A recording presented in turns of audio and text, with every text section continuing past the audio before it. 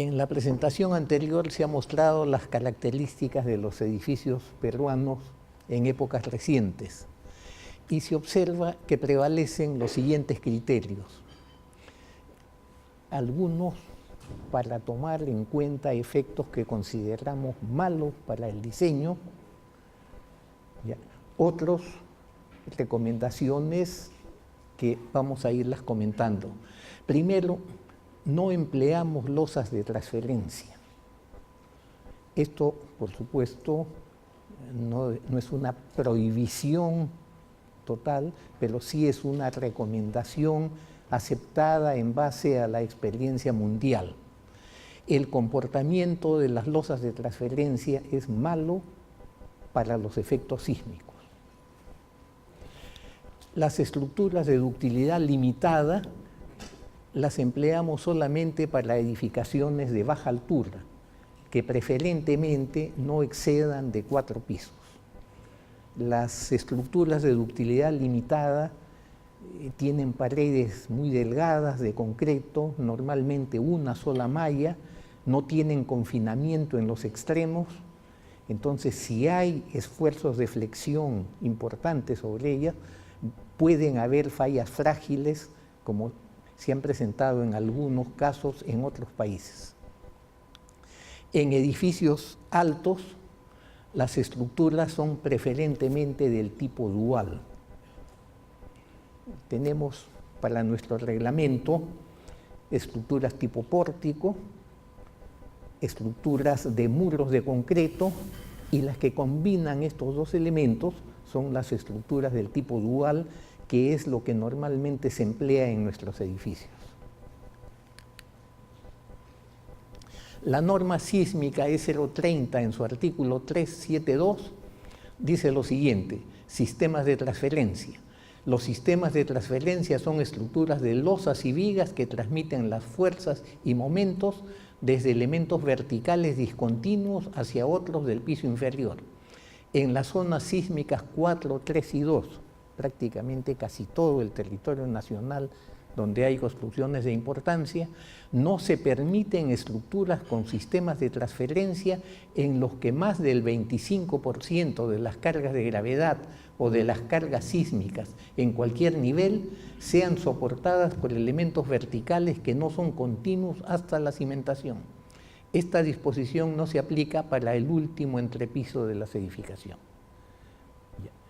Esto significa que puede haber elementos donde hay transferencia de cargas, pero si son una pequeña cantidad con respecto a la estructura del edificio, no comprometen a toda la edificación. Pero tener una estructura de losas de transferencia en gran parte de la edificación es sumamente peligroso. Han habido una serie de fallas. A mí me ha tocado hacer el informe y la reparación del Sheraton San Cristóbal en Santiago, justamente que tenía el problema de losas de transferencia, un primer piso de ambientes amplios, comedores, salas de recibo, salas de conferencia, en base a columnas con espaciamientos grandes. Encima de este ambiente, un piso mecánico con una losa de 2 losas a 2 metros de separación, muy gruesas, y encima de ellas muros de concreto para formar las habitaciones del hotel. En el sismo del 85 se dañó muy fuertemente eso y hubo que reparar y reforzar todo el edificio, exclusivamente por el sistema de losas de transferencia. En las estructuras de solo pórticos es muy difícil controlar los desplazamientos horizontales en caso de un sismo, salvo cuando se tienen muy pocos pisos. Eso también es algo que se presenta en la práctica normal del diseño. Querer hacer un edificio de 8 pisos de solo pórticos nos imposibilita cumplir los desplazamientos que exige la norma sísmica peruana. Y cuando se ha hecho, como en el caso de este sismo en Estados Unidos, pues se presentan daños por desplazamiento lateral, como en esta edificación. Un tema que aún no está resuelto en nuestros edificios de concreto armado es el de la fisuración por contracción de fragua. Esto, más que un tema de diseño estructural, es un tema de construcción. En la década de los 60 o los 70, cuando yo salía de la universidad, ya tenía mi ejercicio profesional en diseño estructural desde el comienzo, y encontraba pues que visitando los edificios construidos por Grañe Montero, por Guillermo Payet, Enrique Sillonis, no había fisuraciones prácticamente de contracción de fragua. A veces en algún elemento que era de dimensiones muy grandes se presentaban estos fenómenos, ¿ya? Pero nosotros lo tenemos ahora casi en todos los edificios. Cualquier edificio que ustedes vayan a ver, de los que hacemos nosotros y de los que hace cualquier firma de diseño estructural, hay fisuras de contracción de fragua abundantes. Esto puede tener implicancias graves a futuro, en muchos tiempos, particularmente en las zonas donde hay mucha humedad, hay cercanía al mar, por el problema de corrosión a largo plazo. ¿Ya? No es una práctica buena estructuralmente, no debilita la estructura, no es problema en ese sentido, pero la durabilidad de la estructura sí puede ser afectada en el tiempo. ¿Ya? La solución de este problema exige un trabajo conjunto de los proveedores de concreto y de los constructores. Es una mezcla del concreto que yo conocí cuando salí de la universidad. En cifras gruesas se podía decir de una mezcla 1, 2, 4. Una buena cantidad de piedra importante, y la piedra es el elemento indeformable en el concreto. La pasta y el agua es el elemento que los une, el elemento que se evapora el agua y se va a contraer. Si hay mucha pasta, aumenta automáticamente la contracción de fragua. Y eso es lo que tenemos en los concretos modernos. El empleo de las bombas para poder bombear el concreto a distancias cada vez más largas, con facilidad, hace que se diseñen mezclas mucho más fluidas, con menor cantidad de piedra, con una mayor cantidad de arena, con aditivos para dar la resistencia, pero nadie hace ensayos de contracción de fragua, porque son ensayos de largo plazo. Entonces no tenemos control sobre este fenómeno. Eso se une a que la velocidad de construcción hace que los contratistas quieran hacer tiempos de curado menores, aplicar carga a edades cada vez más tempranas al concreto, lo que aumenta también las deformaciones de contracción de fragua o hace que esté sometido a efectos ambientales un concreto muy joven cuando todavía tiene muy poca resistencia a la tracción. Por eso ponía yo acá que esto requiere un trabajo conjunto de proveedores del concreto y de los constructores para poder reducir este problema. Alguna vez en una reunión en Alemania con ingenieros de la Schublin, se maravillaban ellos que estaban trabajando acá en el Perú también en esa época, de que las bombas de concreto duraban mucho tiempo acá a los proveedores de concreto. Nos decían a nosotros las mangueras, nos duran 1 año y hay que cambiarlas. Ahora, pues la gracia es que allá les exigen que las dosificaciones no sean tan fluidas. Tienen que aplicar eso y entonces no hay contracciones de fragua.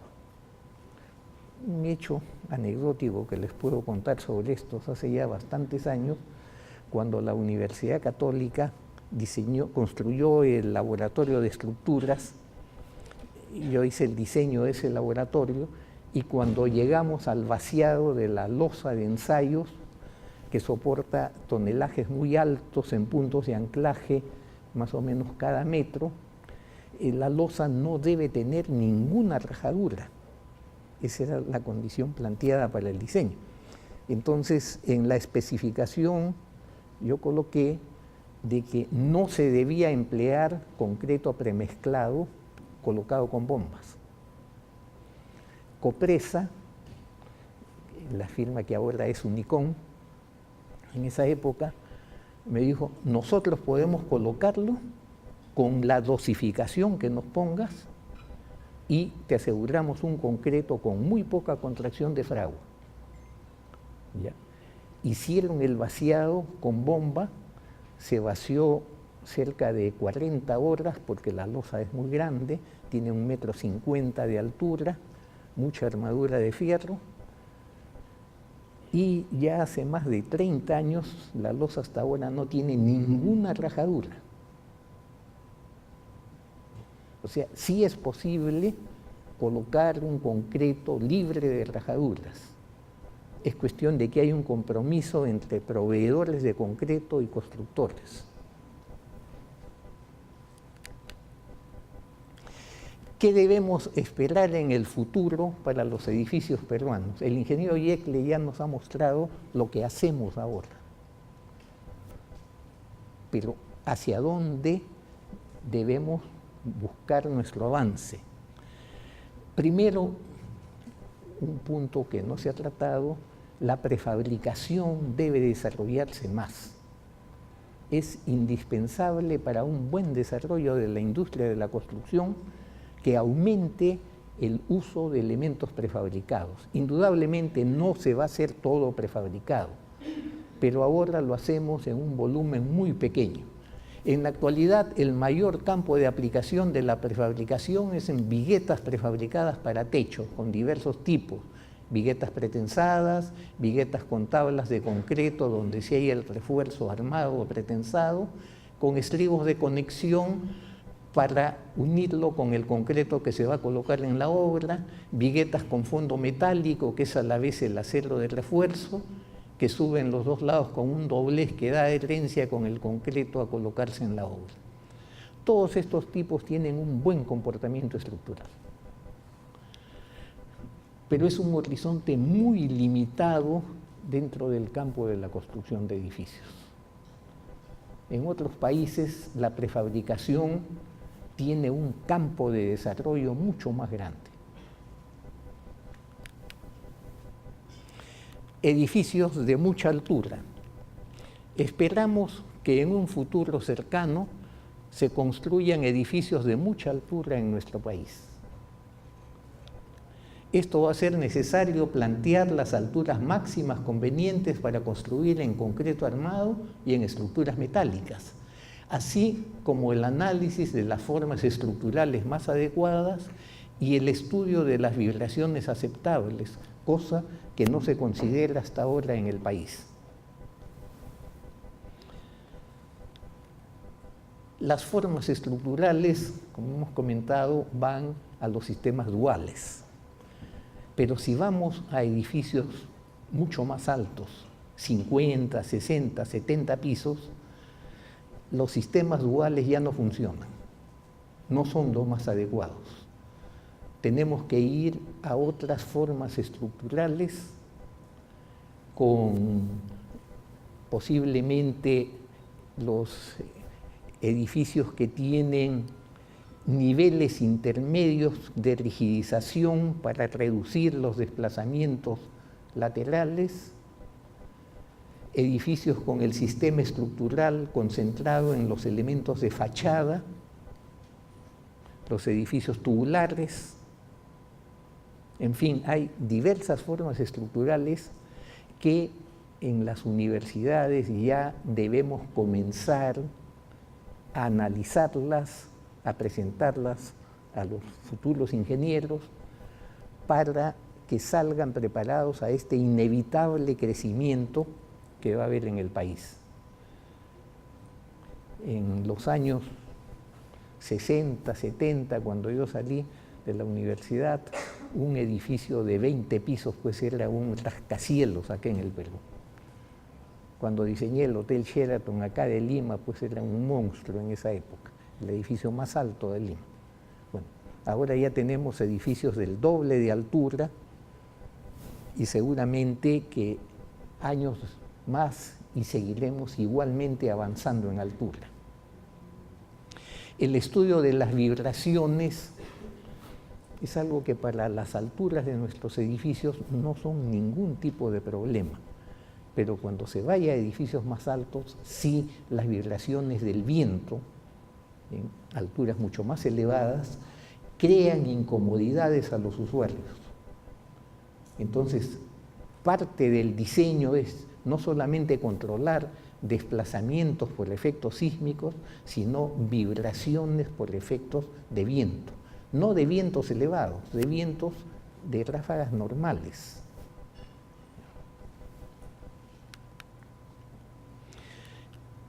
En edificios de mucha altura, empleando concreto armado, se hace necesario el empleo de aceros de alta resistencia, de grados 75 y 80. El acero que empleamos nosotros hasta ahora es de grado 60. La norma E060 concreto armado no lo dice directamente, pero permite el empleo de aceros de grado 75-80, porque en su artículo 21.3.3 dice: el refuerzo con acero longitudinal y transversal en todos los elementos con responsabilidad sísmica será corrugado y debe cumplir con las disposiciones de la norma STM A706M. Esta norma A706M en su artículo 1.2 autoriza el empleo de barras hasta de grado 80, de 550 megapascales. La norma peruana, no sé si a propósito o por descuido, es menos exigente que la del ACI, porque la del ACI prohíbe el empleo de aceros de grados 75 y 80 en los muros de corte que resisten solicitaciones sísmicas. La nuestra no lo prohíbe, tampoco lo dice directamente, pero sí este es un avance natural que debemos desarrollar. Es conveniente entonces que la revisión de la norma E060 que está en proceso, ahí se indique directamente que está permitido el empleo de estos aceros.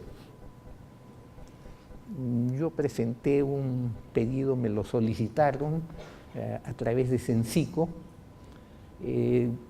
dando las recomendaciones de nuestra oficina en la aplicación que se ha tenido de la norma E060.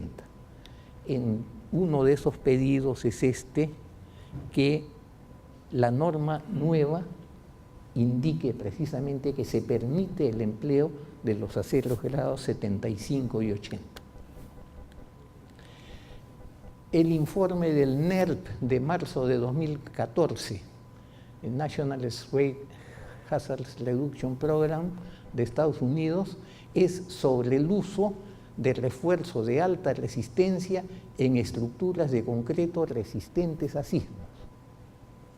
Este informe critica fuertemente al ACI por andar atrasado a nivel mundial en esta limitación. Este informe indica en su artículo 2.1 que en el Japón refuerzos con esfuerzo de fluencia de 100 KSI, no solo de 75 y 80, se utilizan actualmente en edificios para elementos que resisten esfuerzos sísmicos. O sea, no es soñar de que cómo vamos a adelantarnos, no. Estamos atrasados mundialmente en esta realidad. Asociado al empleo de aceros de alta resistencia viene el empleo de concretos de mayor resistencia que lo permitido por la norma E060 vigente. Esta norma en su artículo 21.322 especifica que en elementos resistentes a fuerzas inducidas por sismos, la resistencia especificada en compresión del concreto no debe ser mayor que 55 megapascales. La norma ACI 318 no pone ninguna limitación a la resistencia del concreto en elementos resistentes a fuerzas inducidas por sismo. Como indicó el ingeniero Yecke, antes de que salga esta norma, 2 o 3 años antes, si no me equivoco, en el diseño del edificio capital empleamos concretos de 800 kilos por centímetro cuadrado, 80 megapascales. Hicimos los ensayos, las pruebas con Enrique Pasquel, que trabajaba en esa época en Unicom, y él me garantizó que podíamos usar hasta concretos de 100 megapascales, 1000 kilos por centímetro cuadrado. Conservadoramente nosotros usamos solamente 80 megapascales, 800 kilos por centímetro cuadrado. Bueno, este avance se detuvo por la norma. ¿Por qué lo puso la norma? No sé.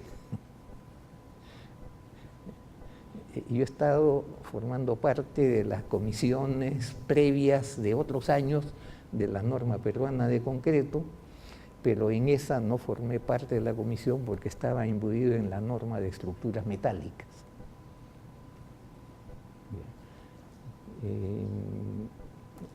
Entonces ha salido con esa modificación en este pedido que les mencionaba a través de Sensico.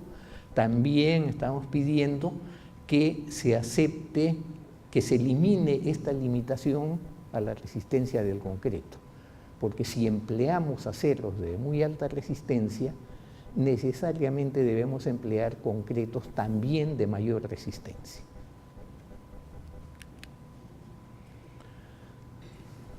Esto es lo que tenía asignado en cuanto a la presentación, pero todavía quiero hacer un comentario adicional porque, como mencionó también el ingeniero Yecke, se va aprendiendo conforme se camina, conforme se vive. La ingeniería no es una ciencia, la ingeniería es un arte. Se avanza, se cometen equívocos, se aprende de esos equívocos y se sigue avanzando. Pero eso exige que analicemos los equívocos, exige que aprendamos de ellos para no repetirlos. Y nosotros no somos muy afectos a eso. ¿Por qué? Porque cada vez que hablamos de fallas o de equívocos, lo primero que preguntamos es ¿quién fue? ¿Quién lo hizo?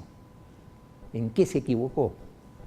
Señor, eso no es lo que debemos discutir, sino ¿qué pasó? ¿Por qué pasó? ¿Qué cosa debe hacerse para que no vuelva a pasar? Y difundamos eso para que todos saquen experiencia. No la saque yo escondido solito o mi grupito escondido, no. Para que todos saquen, acumulen experiencias y se evite ese problema. ¿Recuerdan ustedes cuántos años nos tomó eliminar de las estructuras de los colegios las columnas cortas? Ya el año 80 se sabía qué cosa es lo que pasaba con las columnas cortas. Se tenía la altura la alternativa de solución, pero recién a partir del año 93, 94 se generalizó, se difundió esto, el INFES adoptó el sistema y desaparecieron las columnas cortas de la gran cantidad de colegios peruanos. Y en los sismos que hemos tenido después, en las estructuras nuevas de colegios ya no se han vuelto a presentar fallas de columnas cortas, porque se aprendió de la experiencia. Ya. Entonces, ahora quisiera comentarles algunas cosas muy rápidamente. El primer punto es lo que ya se ha comentado muchas veces: no son desastres de la naturaleza. Son fenómenos naturales, las lluvias son naturales, los terremotos son naturales, se van a seguir presentando, ya se han presentado. Se presentan periódicamente. Los desastres los producimos nosotros, por la ubicación, por el tipo y los detalles de algunas de nuestras construcciones. Esos son los desastres. La lluvia no es un desastre, la lluvia, en buena hora lloviera en la costa peruana, tendríamos vegetación en miles de kilómetros. Examinemos en particular el tema de los puentes, en una apreciación inicial, porque no hay informes, no hay estudios. En base a informaciones periodísticas y de televisión, se puede estimar 4 tipos importantes de causas de daños. Erosión en las riberas de los ríos, socavación de los apoyos intermedios de los puentes, área inadecuada debajo del puente para permitir el paso del agua y errores de diseño, de control y de ejecución de obras posteriores. Vamos a hacer muy rápidamente una vista de los puentes. Este puente pues ha tenido mucha publicidad en estos días. No hablemos de la publicidad, sino recordemos, porque seguramente todos lo han visto, ha salido muchas veces, muchos días en televisión. Este puente atirantado estaba apoyado también acá, inicialmente no al borde del cauce, más adentro, y el río ha erosionado la ribera del puente, ha caído, y sale en televisión cómo se desprende el bloque de tierra debajo del estribo y se cae. ¿Por qué se cae? Porque no había obras de protección en la ribera del río. Algún comentario me han hecho de que el proyecto sí tenía unas líneas que decía: después de terminado el puente deben hacerse las obras de protección de la ribera, pero seguramente como eso cuesta plata, no se hicieron. Pero también parece que hay una falla estructural, porque ustedes ven los tirantes llegan hasta prácticamente la punta del puente, al extremo. Entonces, en un puente que estaba sin carga, ese puente ha debido quedarse en el aire colgado, no ha debido fallar así.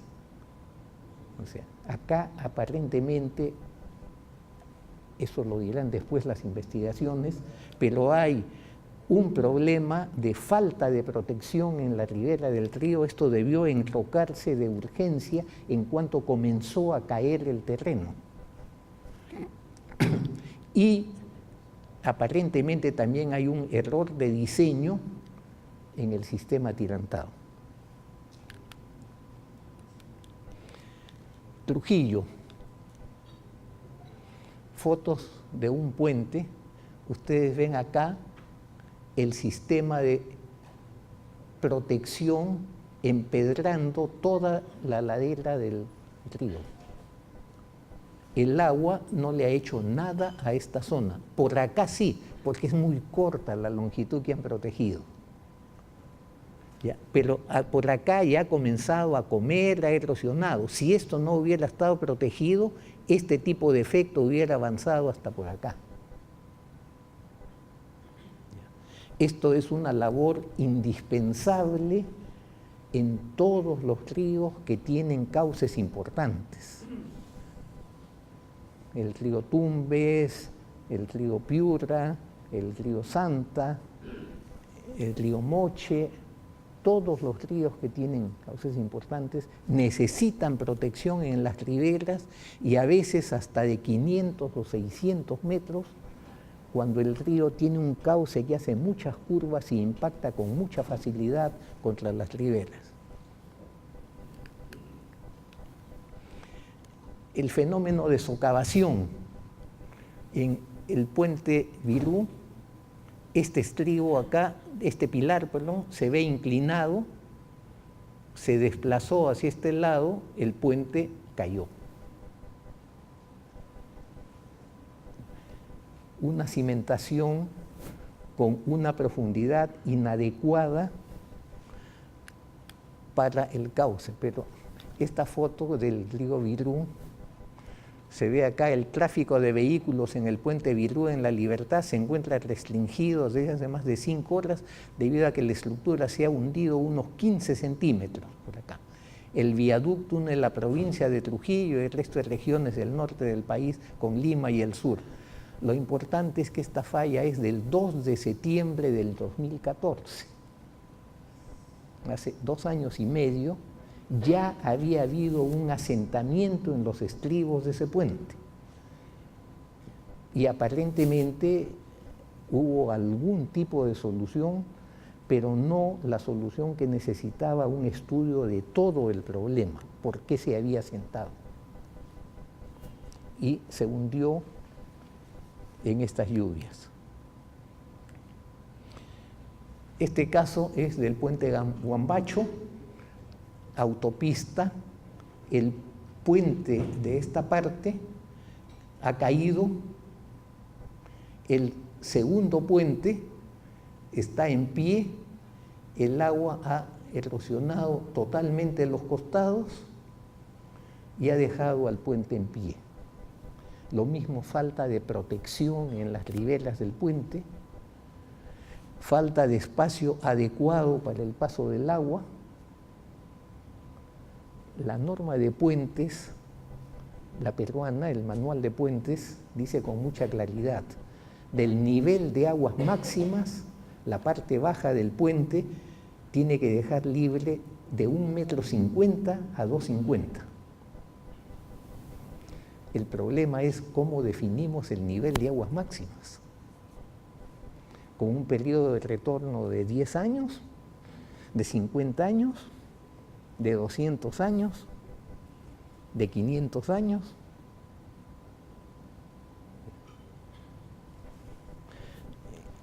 Este año las lluvias han sido muy fuertes, pero acá en Chimbote no han habido esos volúmenes de agua tan crecidos. En Piura sí, sobre los 2.000 y pico de metros cúbicos que pasan por el río Piura, ahora han pasado más de 3.000. Pero acá no tanto. Sin embargo, también siempre, esta es otra vista del mismo puente Huambacho. Acá se ve el primer tramo caído y cómo el agua ha pasado por estos lados y ha roto esta zona que no tiene ningún tipo de defensa.